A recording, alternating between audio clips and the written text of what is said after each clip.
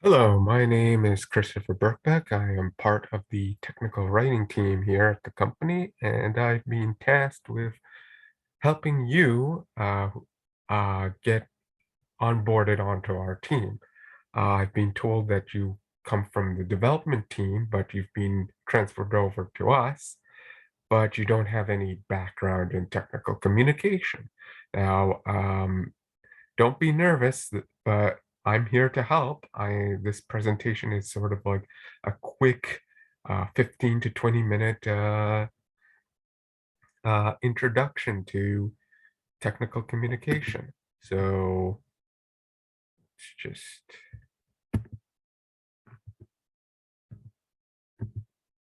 okay, sorry. Okay, so what are we going to do today? So first, I'm going to discuss what technical communication is. Then I'm going to go over some sort of principles of technical communication. And then I'm going to give some types of technical communication that we at this company do. So what is technical communication? So in a broad sense, it can be anything that we do at this company involving writing. However, at its core, it's the writing of sort of documentation, like tutorials and manuals and such. And that, I think, the way it differs from like any other ordinary type of communication is that this is sort of like teaching practical skills, and you're doing it at a distance. Um, so if you're teaching somebody one-to-one, face-to-face, or nowadays over Zoom or similar programs, you can uh, a teacher can constantly see what the other person is or is not understanding, and then customize what they're doing to better fit those skills. Um, However, once you start putting it in writing, once you have written documentation, that no longer works as well because obviously the you um, can't customize that writing. So a good technical communicator has to anticipate how people are going to be how people are going to be understanding uh, these documents and try as best as possible to write to accommodate them. Uh, One of the keys to writing as a good technical communicator is you have to write like a teacher or write like a teacher, not like a student. Um, a student, what does a student want to do? A student has to prove that they know the material. They have to show off what and impress you with how smart they are, how big brain they are. Whereas a teacher um, needs to write to get the message across. That's the main goal. And there's this nice blog post from years and years ago, over a decade ago, how you can see on Wikipedia the difference between an article written by a teacher and written by a student. And I think a lot of the principles that he talks about for being a good teacher also applies to technical writing.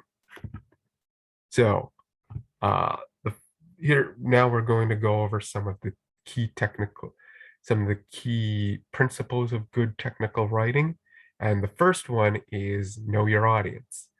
Um, Arguably, this is important um, in any kind of writing, but it's super important in technical writing because uh, the audience can be so big that like it can be so big that it's not that you need to narrow it down. So you need to know who they are. It's not just that, oh, it's the users of the product. Well, that's kind of obvious. But what kinds of people are using the product that this documents are attached to. Um, like what's their educational background, where are they, how old they are, what gender they are, that kind of thing. You also have to know what they know beforehand, what sort of technical proficiency they come into the writing, into reading your documents. And you also have to know what they don't know, what sort of gaps in knowledge they have. And finally, what you need to know, what they have to know, what they need to know to work this product. So you need to do some research, and there's all kinds of ways of doing research, like surveys and such. Uh, so we've all read documentation, right? We've all read manuals, and the important thing is to remember that people don't read documentation they don't read documentation like a novel or a newspaper article. They're going to read it in fragments, and they're going to read it out of order. They're going to be jumping to and fro parts in the documentation. That's just the nature of technical writing. So good technical writing has to facilitate that non-linear reading, and it has to it needs to be well structured so that readers can easily anticipate where they have to go in order to get some sort of information. Additionally, uh, you want your documents to be predict. Another way to increase the predictability of your documents is to use what's called parallelism, which is just keeping the same sort of patterns within a document. So, uh, and this can be both at the small level, like at a paragraph or sentence level, and this can be at the big level, like at the document. Uh, we aren't graphical designers here. We have separate people doing that, but you should also consider graphical design and how you can emphasize certain parts of the text to grab your attention, whereas you can de-emphasize other parts for sort of uh, for sort of auxiliary or auxiliary uses. So another important principle of a of technical documentation is accuracy. So documents need to be consistent both internally with itself, and it has to be consistent with the product's behavior. Any sort of if the document at different parts says it does two different things, or if it says and the product does another thing, that's just going to confuse people, and that's not good. We don't want to avoid that. So how do we prevent this from doing? Well, first we have to keep our products updated. We have to keep, as products are being developed, we need to update our documentation alongside with it.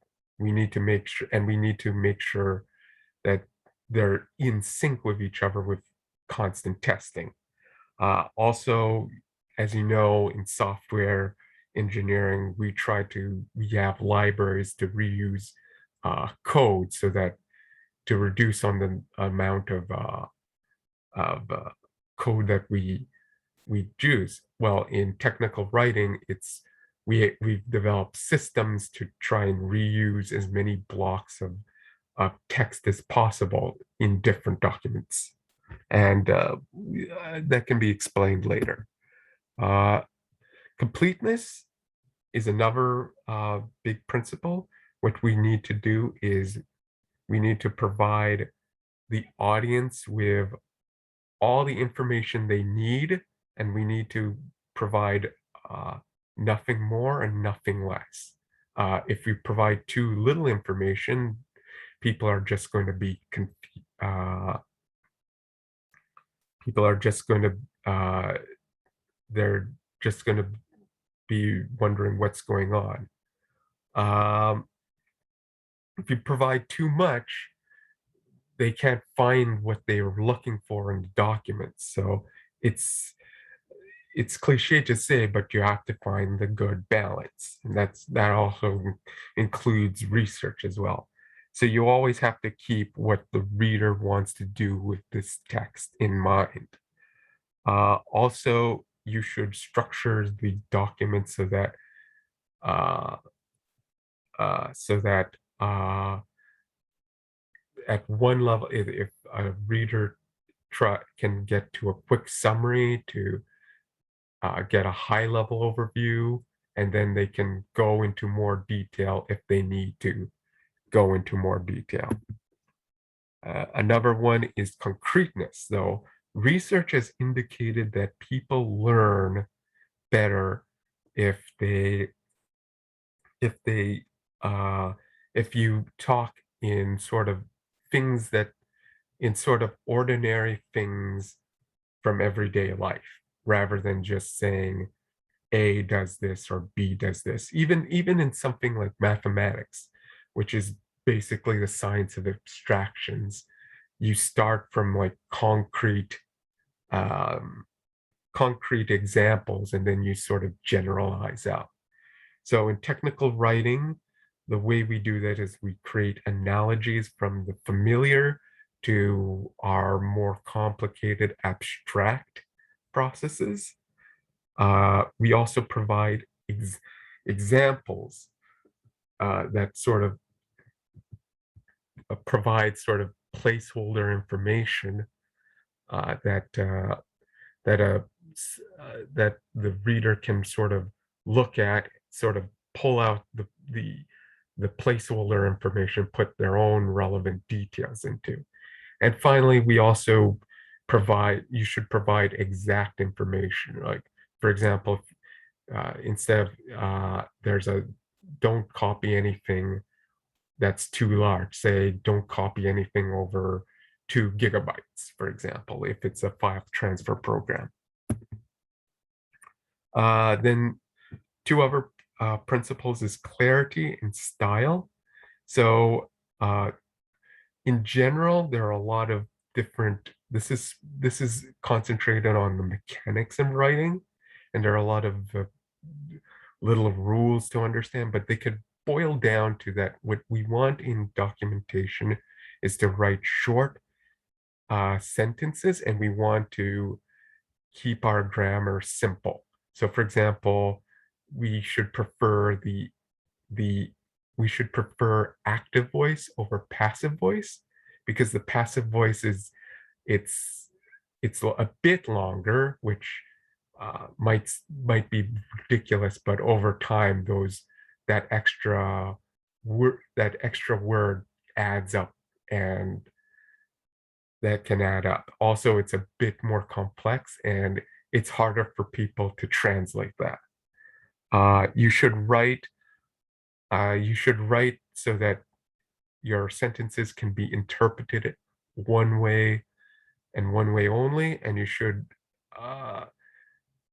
write coherently. Like, language is great; it can express a bunch of vague meanings, but in technical writing, we want to eliminate that as much as possible.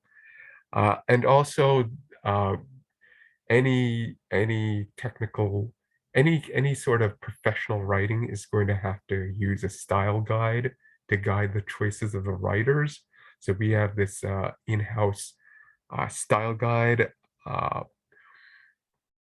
that you follow to make sure that again, just like with accuracy, you want to keep everything consistent so that people aren't confused. Okay, so now we move on to what kinds of technical documents do we talk right here. So as you can see, we write instructions and tutorials. We also write reports, proposals and white papers, and presentations. So let's go over all of them. So what are instructions and tutorials? They're just step-by-step guides for users to perform some task. They're purely informational and they're aimed at users. So you have to uh, you have you have to write towards their level. Keep it simple, basically. Also, there are some guidelines. As I spoke before, we have a style guide, and they have a pretty clear listing on how you should write ins instructions, and it's highly recommended to follow those. Reports are basically just summary of past events, and they have a specific audience, like financial reports or test reports. Uh, might be also regulatory reports for regulatory authorities. They tend to be more formal, and they need to follow industry standards or the regulatory requirements. You can be a bit more jargon heavy here because the audience they know this sort of writing. In fact, they expect it. So you better include that jargon. But it's still informational, just like the instructions. Finally, there's also proposals and white papers. So it's an outline for some future action. This is more persuasive. Uh, it sort of bleeds into sort of marketing. Uh, we don't always write white papers, but sometimes we do. Those are short, like 8 to 10 page documents. Uh, they also try to create some outline for future action, but they do it with more technical detail, and they're meant more for either business people on the business side or on the engineering side. Finally, there are presentations just like this. And unlike a lot of other stuff, they involve writing and speaking. They can have all kinds of number of goals. Like this is informational, but it could also be persuasive or educational and that sort of thing. And just the nature of presentations means that unlike the other ones, they should allow some flexibility, allowing a presenter to react to the circumstances as they arise. Um, so that's my presentation. I hope you understand how things are going, and I hope you have a nice day. I look forward to working with you, and I wish you all the best of your luck in your endeavors. Thank you.